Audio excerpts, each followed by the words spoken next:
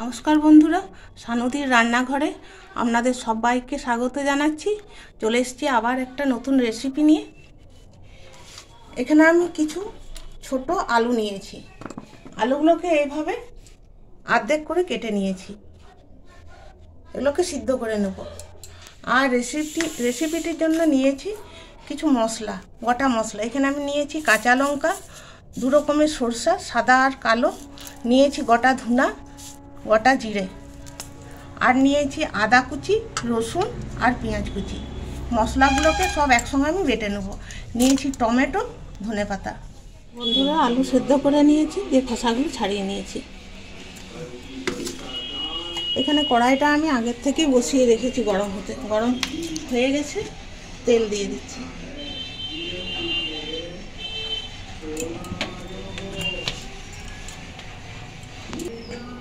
তেলের মধ্যে দিয়ে দিচ্ছি শুকনো লঙ্কা, পাঁচফোড়ন।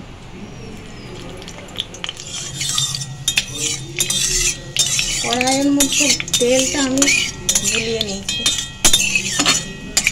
পাঁচফোড়ন, শুকনো লঙ্কা ভাজা হয়ে গেছে, দিয়ে দিচ্ছি আমি টমেটো কুচি।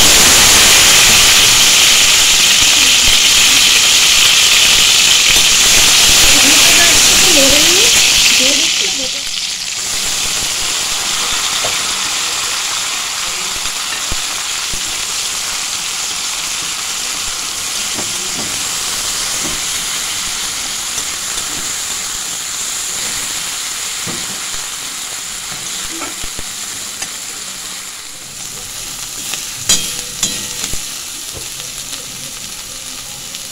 দিয়ে দিচ্ছি হলুদের গুঁড়ো। হলুদের গুঁড়ো দিয়ে দিয়েছি, দিয়ে ভালো করে মশলাটা কষিয়ে নিচ্ছি।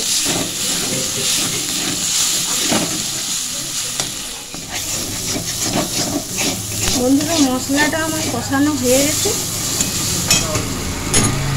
দিয়ে দিচ্ছি সেদ্ধ করা আলু।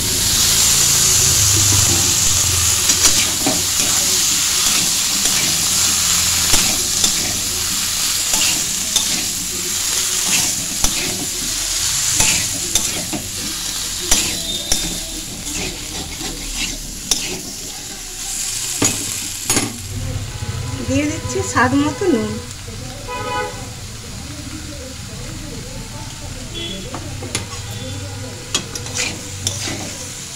বন্ধুরা, আমি এখানে গ্যাসের আঁচ কমিয়ে বাড়িয়ে রেসিপিটি তৈরি করে নিচ্ছি।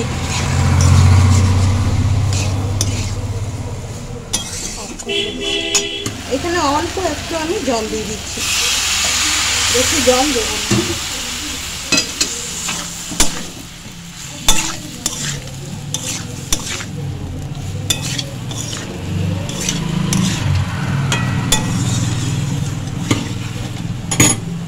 বন্ধুরা, আমি গ্যাসের আঁচ মিডিয়ামে রাখছি।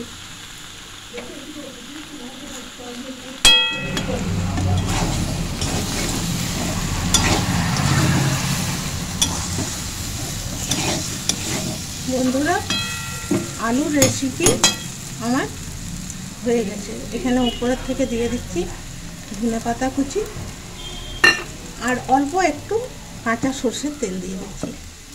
কাঁচা সর্ষের তেলটা দিলে স্বাদটা আরও ভালো লাগে।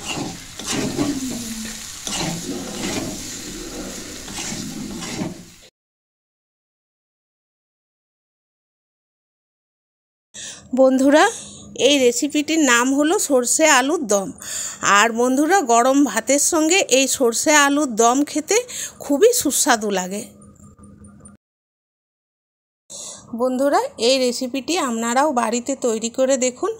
আর বন্ধুরা, এই রেসিপিটি আপনাদের পছন্দ হয়ে থাকলে আমাকে একটা লাইক করুন, বন্ধুদের সঙ্গে শেয়ার করুন, আর আমার এই চ্যানেলটিকে সাবস্ক্রাইব করে আমাকে আরও উৎসাহিত করুন, যাতে আরও নতুন নতুন ভিডিও নিয়ে আপনাদের সামনে হাজির হতে পারি। ধন্যবাদ।